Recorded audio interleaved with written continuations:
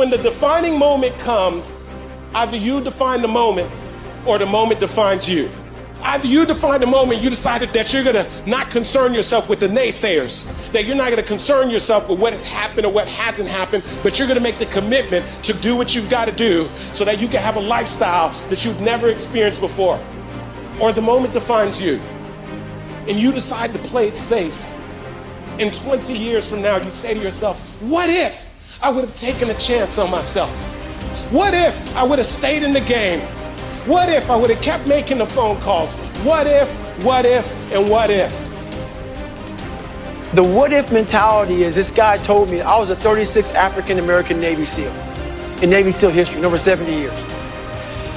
This guy told me there's only 35 African-Americans to ever be a Navy SEAL. He was pretty much telling me, you ain't got what it takes. I took that and said, what if I can be the 36th? But what if I could? What if I could pull off this miracle? How will I feel at the very end if I can defy all the odds? You're in the test of your will right now, because life says it has a little more test for you. You can look at your challenge with skill, and it will see it just as that. A challenge. Or you can look at your challenge with will. Those exceptional people who are uncomfortable with the times and rise to the challenge because they refuse to allow the chaos around them to determine the conqueror within them.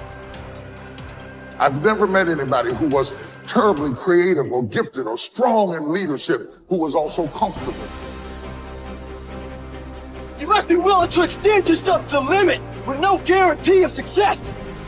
Every day, you must ask yourself, did I do enough? Prove to yourself today, every day, that you can and will push harder than you wanted to, harder than you felt like pushing, past the point of fatigue and far beyond the point of comfort, to that outer edge, to the limits.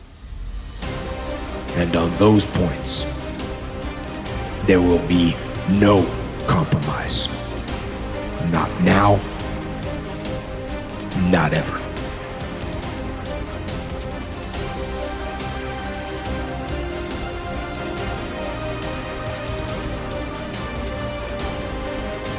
Young people globally want to be like Elon Musk. What's your advice on that? I think that probably they shouldn't want to be. You? I think it sounds better than it is. Okay. Yeah, it's not as much fun being me as you'd think. I don't know. You don't think so? No. There's definitely, it could be worse for sure, but it's, I'm not sure I'm not sure I want to be me. Okay. But if, you know, I think advice, I mean, if you want to make progress in things, I think that the best analytical framework for understanding the future is physics. I'd recommend studying the thinking process around physics, like not the equations. I mean, the equations certainly they're helpful, but the way of thinking in physics is it's the best framework for understanding things that are counterintuitive. And you know, always taking the position that you are to some degree wrong, and your goal is to be less wrong over time. I think one of the biggest mistakes people generally make, and I'm guilty of it too, is wishful thinking.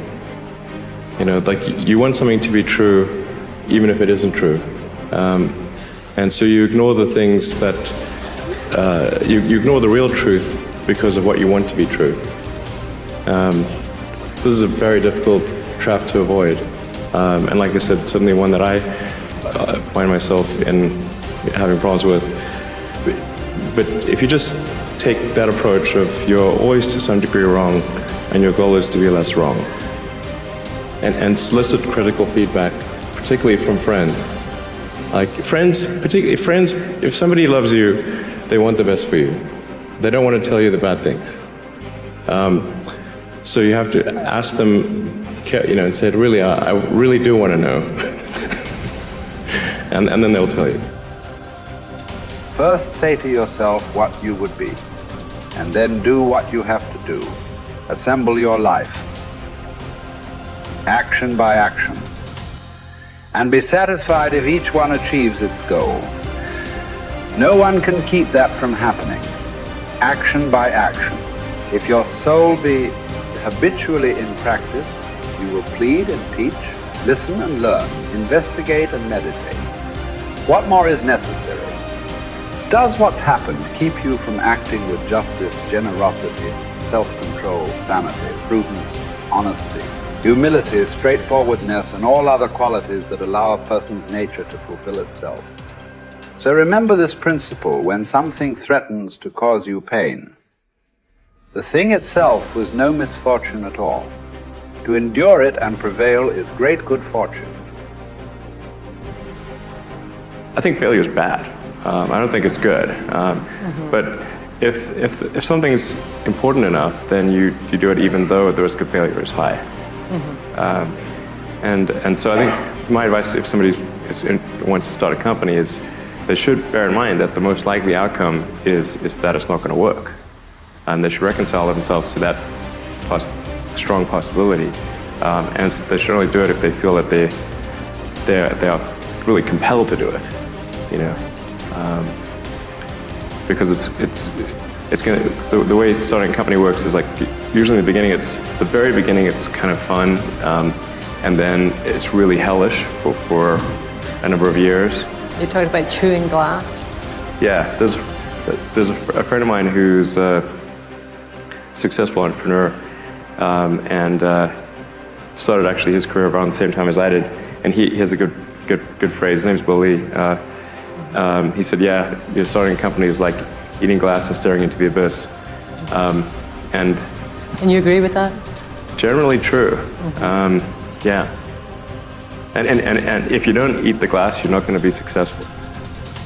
The impediment to action advances action.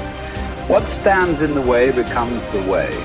Believe it or not, obstacles can actually be the thing that propels you forward in your career, your relationships, and your life. Rather than getting shut down by all the stuff that pops up to block your path, learn to understand impediments as essential tools for achieving your goals. While this might seem contradictory, you've likely experienced this phenomenon in your own life. If you've ever overcome an obstacle to reach a goal, you know that the struggle in climbing over that wall taught you priceless lessons that helped you become the person you are now and further refine what it is that you want to achieve in life. It's easy to think about life as a series of fixed happenings. You graduate from high school, you go to college, you begin a career, you get married and start a family. While there's nothing wrong with having a map of your future, it's important to understand that you're going to encounter things along the way that might just fundamentally change the direction you're heading in. As the simplest of examples, let's say, that you are taking a run on some nature trails near your house. During a storm the previous night, however, the path you always take has become problematically flooded. What do? Do you turn around? Do you try to bushwhack through the woods around the path? Or do you change your route on the fly and explore a part of the woods you've never been to before? If you chose either option 2 or 3, the impediment to your action actually advanced your action. You likely experienced a new and rejuvenating headspace too, either navigating through the woods without a trail or running down a path you'd never considered exploring before.